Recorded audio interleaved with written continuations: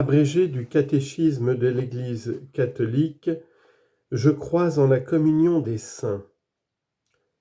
Question 194. Que signifie l'expression communion des saints? Réponse. Cette expression signifie avant tout la participation commune de tous les membres de l'Église aux réalités saintes, sancta. La foi, les sacrements, en particulier l'Eucharistie, les charismes et les autres dons spirituels. À la source de la communion, il y a la charité qui ne cherche pas son intérêt. 1 aux Corinthiens chapitre 13 verset 5. Mais qui pousse les fidèles à mettre tout en commun. Actes chapitre 4 verset 32. Même leurs biens matériels pour le service des plus pauvres. Question 195. Que signifie encore la communion des saints? Réponse. Elle désigne également la communion entre les personnes saintes, en latin sancti, à savoir entre ceux qui par la grâce sont unis au Christ mort et ressuscité. Les uns sont en pèlerinage sur la terre, d'autres ayant quitté cette vie achèvent leur purification, soutenus aussi par nos prières. D'autres enfin jouissent déjà de la gloire de Dieu et intercèdent pour nous. Tous ensemble, ils forment dans le Christ une famille unique, l'Église, à la louange et à la gloire de la Trinité. Marie, mère du Christ, mère de l'Église. Question 196. En quel sens la bienheureuse Vierge Marie est-elle mère de l'Église? Réponse.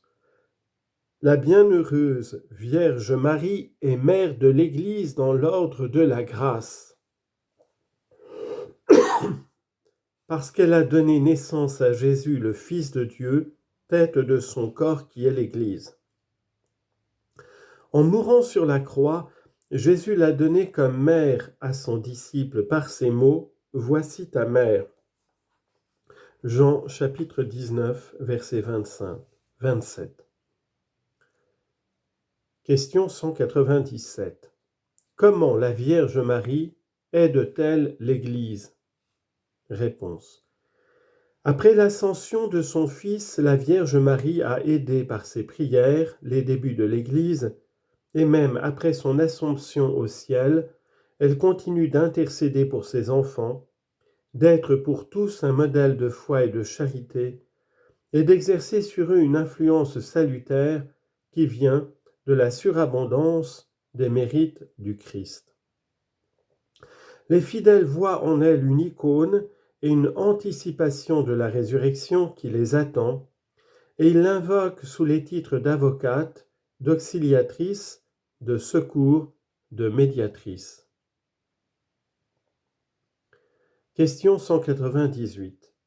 Quel type de culte convient à la Sainte Vierge? Réponse. C'est un culte particulier, mais qui diffère essentiellement du culte d'adoration réservé uniquement à la Sainte Trinité.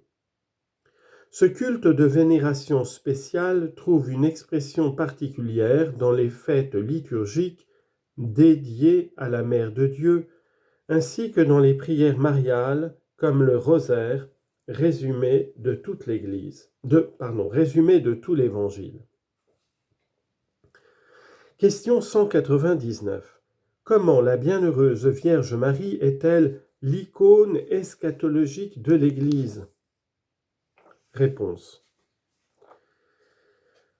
En regardant Marie toute sainte et déjà glorifiée en son corps et en son âme, l'Église contemple en elle ce qu'elle-même est appelée à être sur la terre et ce qu'elle sera dans la patrie céleste.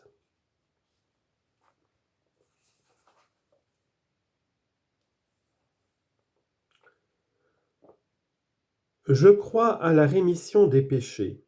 Question 200. Comment les péchés sont-ils remis? Réponse. Le premier et le principal sacrement pour le pardon des péchés est le baptême. Pour les péchés commis après le baptême, le Christ a institué le sacrement de la réconciliation ou de la pénitence par lequel le baptisé est réconcilié avec Dieu et avec l'Église. Question 201. Pourquoi l'Église a-t-elle le pouvoir de pardonner les péchés? Réponse. L'Église a la mission et le pouvoir de pardonner les péchés parce que c'est le Christ lui-même qui les lui a conférés. Citation. Recevez l'Esprit Saint. Tout homme à qui vous remettrez ses péchés, ils lui seront remis. Tout homme à qui vous maintiendrez ses péchés, ils lui seront maintenus. Jean chapitre 20, versets 22 et 23.